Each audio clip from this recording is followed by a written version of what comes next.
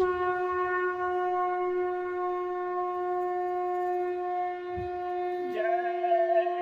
गुरुदेव। जय गुरुदेव।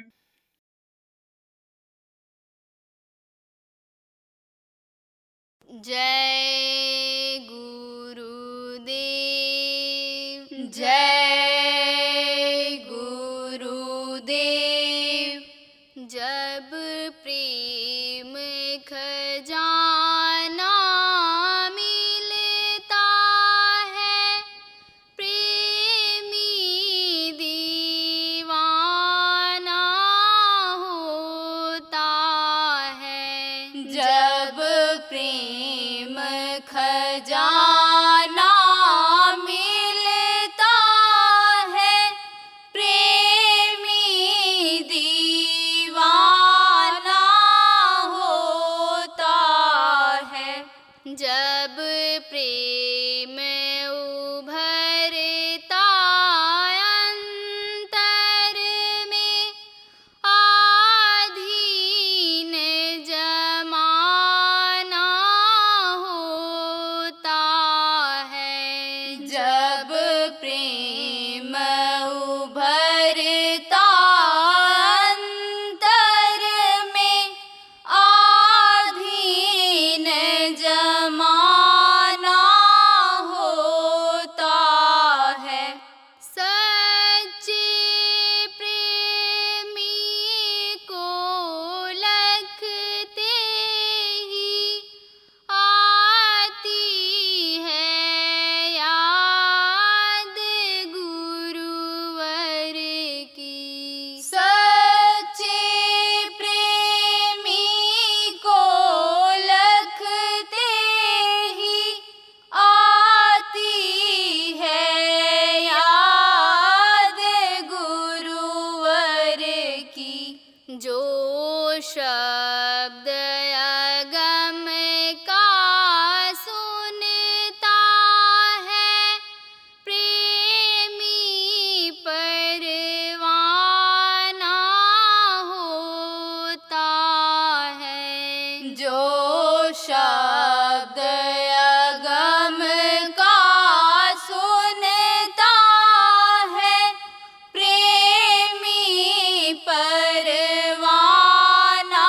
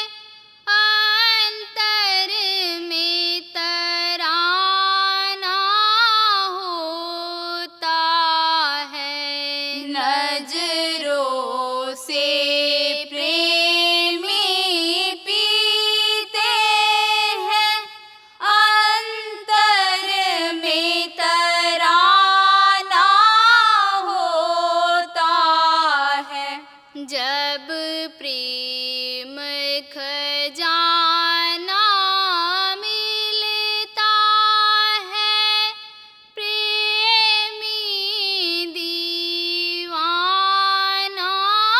होता है। जब प्रेम खजाना मिलता है, प्रेमी दीवाना होता है। जब प्रेम उभरता अंतर में, आधीन जमाना होता है।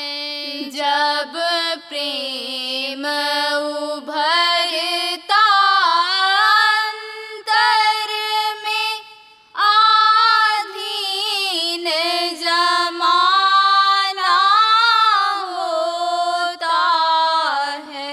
जय गुरुदेव, जय गुरुदेव।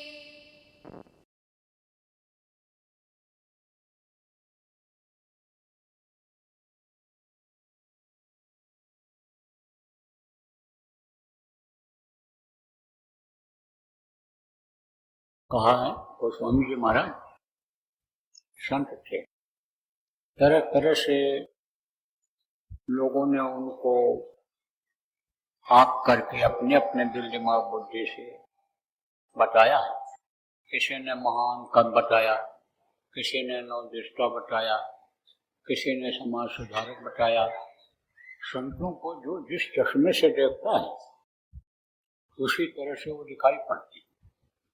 जिस तरह से उनको देखा लोगों ने, उसी तरह से नाम उनका रख दिया। तो गोस्वामी जी समाज सुधारक थे, महान कवि थे, नवदृष्टा थे, यानी आगे आने वाले समय को देखते थे। लेकिन जिन्होंने उनको जाना समझा, उनकी बातों को पकड़ा, उन लोगों ने कहा ये तो परम संत थे। तो अपने रामचरितमानस में अंतर में जो राम का चरित 24 घंटे हो रहा है, जो रासलीला रामलीला जो हो रही है, उसको जब उन्होंने देखा, जब उन्होंने उरलमाल सुनंद राया देखो बहु हनुमान रकाया, इसके बारे में जब उन्होंने लिखा कि अंडलोक से यानी इस पिंडलोक से निकल करके जब अंडलोक में जाते हैं तो वहां देखते हैं कि बहुत सारे ब्रह्मांड हैं, बहुत सारे देवी देवता हैं और उनके देवी देवता के अनेक पावर हैं, और जो जिस रूप में उनको चाहता है उसी रूप में वो मिलते हैं। इसीलिए लोगों ने तरह तरह के नाम उनके रख दिए हैं। किसके? इन्हीं देवी और देवताओं के। जिसको जिस नाम से यानी जिसको जैसे दया मिली उसी तरह से उसने नाम रख दिया। जैसे दयालु, दया सिंधु, कृपालु या तरह तरह के नाम रख दिया उन्होंने। बहुत सारे नाम में केशव करोड़ नाम लाख नाम कृष्ण के कहा जाता है। तो गोस्वामी जी महाराज ने बताया, सत्संग की व्याख्या में सत्संग की बातों को बताते समय उन्होंने लिखा है, भाग बिना सत्संग न पावे और सत्संग बिना बोझ न पावे। बिन सत्संग बोझ नहीं पावे और भाग बिना सत्संग न पावे। बूझना किसको कहते? अवधी भाषा में उन्होंने लिखा है रामचरितमानस। तो बूझना का मतलब ज्ञान पाना, समझना, समझ पाना। तो बगैर सत्संग के समझ में नहीं आता है। सत्संग में जाता है सब चीज समझ में आ जाती है। नहीं तो बच्चा का बच्चा ही आदमी रह जाता है, अबोध का अबोध ही रह जाता है। जैसे बच्चे के माता पिता की छाया अगर हट जाए और उसकी परवरिश अगर कोई दूसरा करे तो जो शिक्षा माता पिता उसको देते हैं, जो अनुभव उसको बताते हैं, वो दूसरी जगह उसको नहीं मिल पाता है। पालन पोषण का ही भी कर लिया है। देखो ये शहरों में जहाँ पैसा कमाने की होड़ लगी हुई है, धन को ही, मान सम्मान, खुशी को ही सब कुछ लोग समझ बैठे हैं। ऐसे देशों में, विदेशों में बच्चा पैदा करने के बाद होम केयर जिसको कहते हैं, बच्चे को छोड़ आते हैं और उनकी परवरिश कौन करती है? दाई करती है। तो दाई अपनी अकल और बुद्धि के अनुसार ही उसकी परवरिश करती है। जिस तरह से खाती है, रहती है, सोती है, व्यवहार करती है, जैसे उसकी परवरिश हुई जिस घर में, छोटे घर में, तो वही सीख बच्चों को मिल जाता है। ये परिवर्तन नहीं ला पाती। तो कहने का मतलब यह है कि ये चीजें जरूरी होती है। जहाँ पर यानी समझो जिस तरह का पालन पोषण बच्चे का होता है उसी हिसाब से बच्चा बनता है, सीखता है। ऐसे जहाँ जैसा सत्संग मिलता है उसी हिसाब से वैसी जानकारी होती है। भाग बिना सत्संग न पाओ तो भाग्य तो आपके भी जगे और मेरे भी जगे। मुझे गुरु महाराज ने दया दिया, आशीर्वाद दिया और सत्संग करने का हुक्म दिया, तो मैं आपके बीच में आ गया और आपके ऊपर भी दया किया, खींच करके आपको यहाँ पर ले आए। दोनों के ऊपर दया हुई। प्रभु की अनुकंपा के बगैर, प्रभु की दया के बगैर ये अवसर जीवन में मिलता नहीं है। देखो प्रेम, जन्माष्टमी का कार्यक्रम आज देश विदेश में कृष्ण भगवान जो काफी पहले हुए थे, 5000 वर्ष के लगभग उनको हो गया, तो उनका जन्म कर कहते हैं आज उनका जन्म हुआ था और जन्म हर साल कराते, जबकि उनका जन्म केवल एक बार हुआ था। मनुष्य शरीर में वो भी थे, लेकिन वो मशहूर क्यों हुए? उनकी पूजा लोगों ने क्यों किया? क्योंकि उन्होंने ऐसा काम किया था जो जनहित का था, लोगों के फायदे का था, लोगों के दुख दूर करने का था। ऐसा काम उन्होंने किया। जितने भी यानी महापुरुष आए समय समय पर, वो आए नहीं बल्कि भेजे गए कि जाओ तुम लोगों को बताओ, समझाओ, दुष्टता को खत्म करो, दुष्टों को खत्म करो, सज्जनों की रक्षा करो। तो उस हिसाब से वो भेजे गए, ताकत लेकर के वो आए थे और काम करके चले गए। चाहे राम भगवान हो, चाहे कृष्ण भगवान हो। तो जन्माष्टमी तो लोग मनाते हैं, लेकिन जो वो कह करके गए उस पर ज्यादा ध्यान नहीं देते, इसीलिए फंसे रहते हैं, इसीलिए दुख झेलते रहते हैं। नाम लेते हुए, पूजा करते हुए भी संकट लोगों का नहीं जा रहा है। ये जो घर घर की बीमारियां हैं, घर घर का लड़ाई झगड़ा है, टेंशन है, शांति सुकून नहीं है, हर घर में पूजा होते हुए भी, जन्माष्टमी मनाते हुए भी ये तकलीफें दूर नहीं होता रहा। कारण क्या है? कारण यही है कि वो भी बंधन में थे, उनकी भी आत्मा बंधन में थी। जब माँ के पेट में थे तो बंधन में थे, और माँ के पेट से जब बाहर आए तो जीवात्मा बंधन में बराबर रही। और जहां से वो भेजे गए थे, ब्रह्मस्थान से भेजे गए थे, वहीं तक वो आगे पहुंच पाए। इसीलिए तो यानी समझो 24 घंटा कृष्ण के साथ रहने वाले पांडवों को मुक्ति मोक्ष नहीं दे पाए थे, अपने लोक तक भी नहीं उनको ले जा सके। और जब महाभारत खत्म हुआ तो कृष्ण ने कहा मेरे जाने का समय हो गया, क्योंकि मैं मृत्युलोक में हूँ और मृत्युलोक में जो मनुष्य शरीर में आता है उसको सबको शरीर छोड़ना पड़ता है। तो अब मेरा वक्त हो रहा है, समय हो रहा है जाने का। पांडव ने कहा था कि महाराज मुझको भी लेते चलिए। बोले मैं तुमको नहीं ले जा सकता हूँ, मेरा काम दूसरा है। कौन सा काम? जिस काम के लिए वो भेजे गए थे, जो उन्होंने अपने विद्या गुरु से सीखा था और आध्यात्मिक गुरु से मदद लिया था। संदीपनी विद्या गुरु थे और आध्यात्मिक गुरु सुपर जी थे। दोनों के मदद से उन्होंने अपना यह काम किया था जो इसलिए भेजे गए थे। बोले मैं तो धर्म की स्थापना के लिए भेजा गया था, मेरा काम तो वो हो गया। मुक्ति मोक्ष देने का हक मुझे नहीं है, और अगर तुम मुक्ति और मोक्ष चाहते हो तो तुम किसी समर्थ गुरु की तलाश करो, त्रिकालदर्शी की तलाश करो और उनसे रास्ता लो मुक्ति और मोक्ष का। उनके बताए रास्ते पर चलो, तुम योग साधना करो, तब तुम्हारी मुक्ति होगी, मोक्ष होगा। बहुत रोए, बहुत गिड़गिड़ाए, बहुत प्रार्थना किया, याद भी दिलाया कि पूरी जिंदगी में आपके साथ लगा रहा, आपका वफादार रहा, भक्त रहा आपका, जो आपने आदेश किया उसका पालन हम लोगों ने किया, आप हमको लेते चलो। साफ साफ तो खूब ये बात है, कहा मैं नहीं ले जा सकता हूँ, मेरा काम दूसरा है। गीता के चौथे स्कंद के 34वें श्लोक में यही बात लिखी हुई है। आज के दिन विद्वानों को इस बात को सोचना चाहिए, विचार करना चाहिए, पढ़ना चाहिए गीता को। तो प्रेमियों, मुक्ति मोक्ष होगा कैसे? ये जो जीवात्मा जैसे माँ के पेट में बंद हो जाती है और निकल नहीं पाती है अपनी क्षणकार, ऐसे ही इस शरीर में जो बंद है निकलेगी कैसे? अब आप जो नए लोग आए हो, आपको भी साथ साथ बताते चले कि जीवात्मा क्या चीज है। यह है परमात्मा का अंश। परमात्मा किसको कहते हैं? परम आत्मा जिसको कहा गया, परम धाम जो पहुंच गया, परम गति मालूम हो गई, वो परमात्मा हो जाता है। यही कारण है कि परमात्मा की शक्ति जब लोगों के अंदर शरीर में आई तो बहुत से लोगों को, बहुत से लोग परमात्मा ही कहने लगे।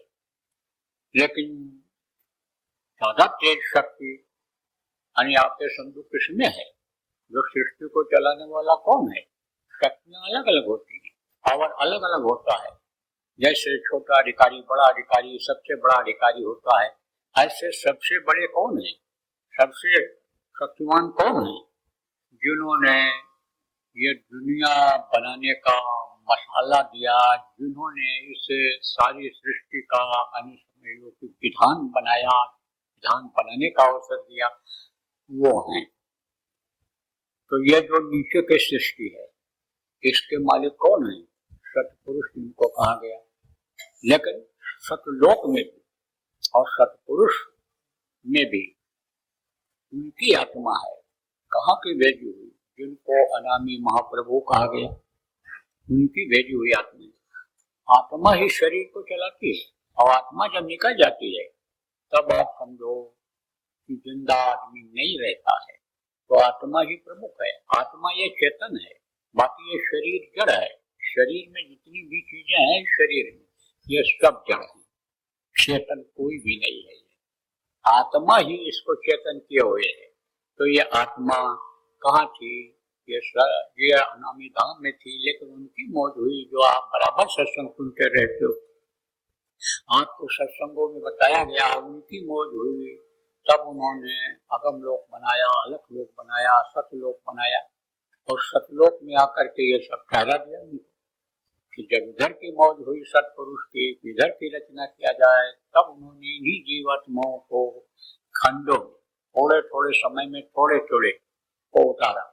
तब आपका ये भंवर गुफा और आप समझो ये 10वां द्वार और ये त्रिकुटी धाम, ये सहस्त्र कमल, ये सब लोक बने। इनके मालिक नियुक्त हुए और इनमें आत्माएं वहां बहुत दिन तक रही, थोड़े थोड़े करके आई। और फिर जब इनकी मौज हुई, इनकी रचना हम करें इधर की, वरदान तो उन्होंने बहुत पहले मांग लिया था सत्पुरुष से, लेकिन उसके बावजूद भी जैसे विधान कोई लागू करना होता है, तो विधान को बनाते हैं, संविधान को बनाते हैं, फिर लागू करके उसको देखते हैं कितना कामयाब होगा कोई चीज का। जैसे ये आइए समझो कि ट्रायल लेते हैं, गाड़ी बनाई गई तो फिर उसको देखते हैं चला के कि कितनी स्पीड से चल सकती है, क्या इस तरह से है।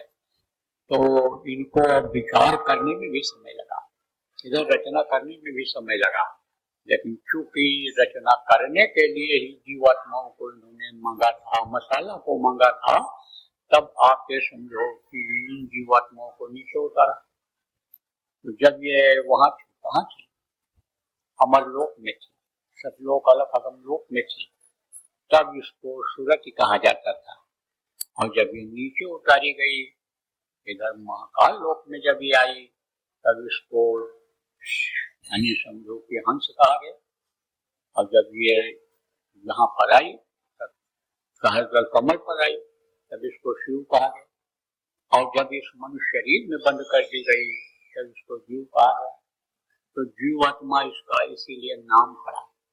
जीव, शिव और हंस और सूरज, यह समझ लो कि आपके चार हैं। और सूरज को कहाँ बैठाया इसमें पिंड तैयार किया माँ के पेट में, जल, पृथ्वी, अग्नि, वायु और आकाश, इन 5 तत्वों से और जन्म अष्ट परिणामी शक्तियों से माँ के पेट में ये पिंड तैयार होता है।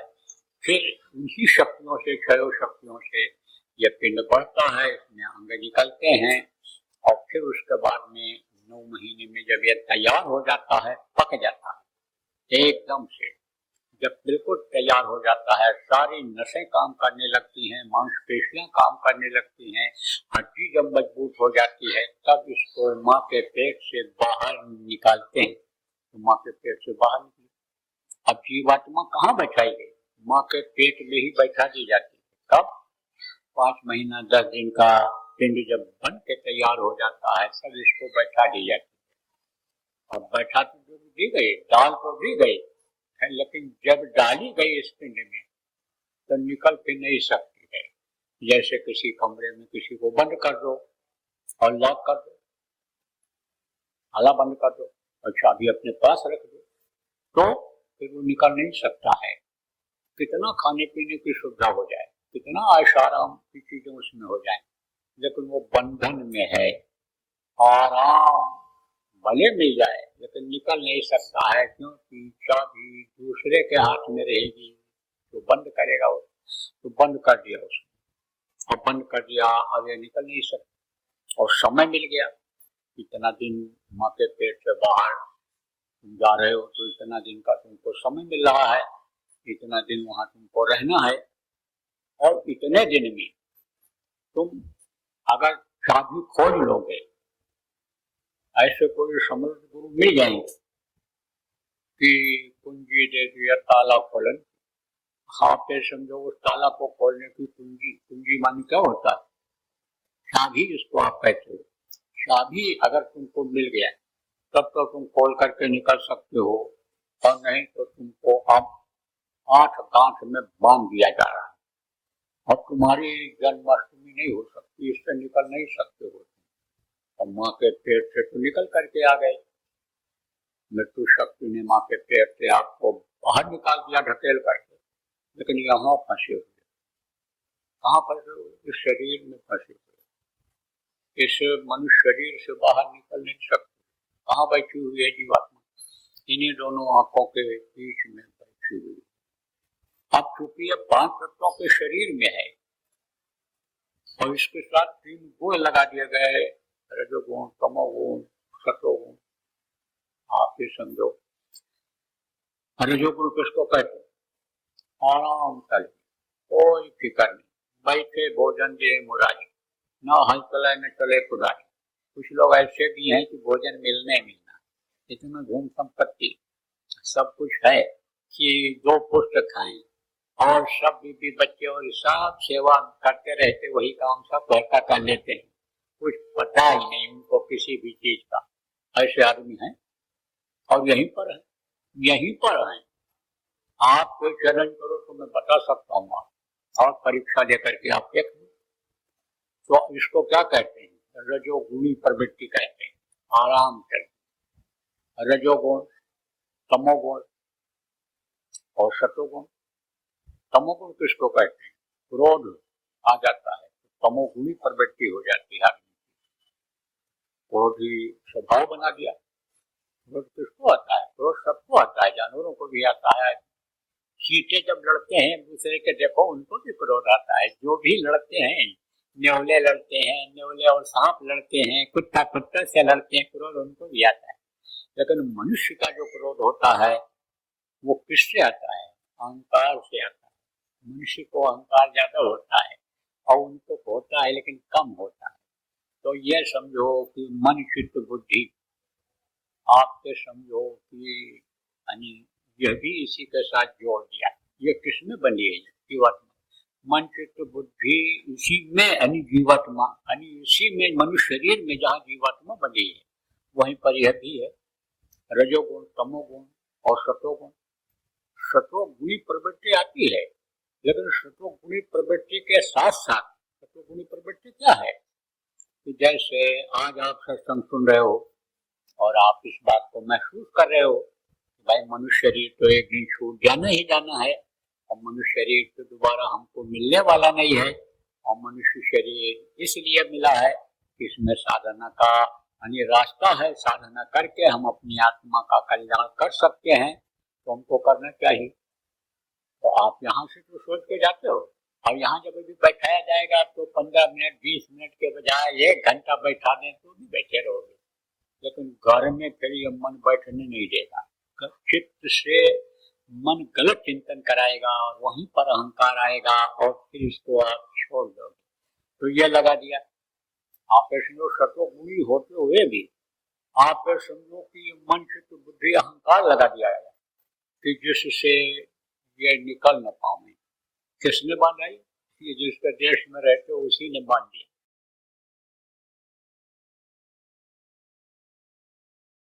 लक्षण सब दिखाई पड़ रहे हैं। ये देखो गर्मी बढ़ती चली जा रही, तापक्रम बढ़ता चला जा रहा है। अब पानी बरसेगा, ओला पत्थर गिरेगा, अतिवृष्टि होगी। ये सब लक्षण हैं। ये समझो ऐसे भी छोड़ो, अगर आप देखो लक्षण के हिसाब से देखो, जिसको वैज्ञानिक लोग शोध करके अब समझो कि बताने लगेंगे तो खराब समय आ रहा है चारों तरफ से। लेकिन अब बचना भी है, बचाना भी है, बचना भी है और बचाना भी है। आज देखो प्रहलाद का क्यों नाम है? प्रहलाद का नाम जो नहीं भी जानते थे वो भी लोग जान गए।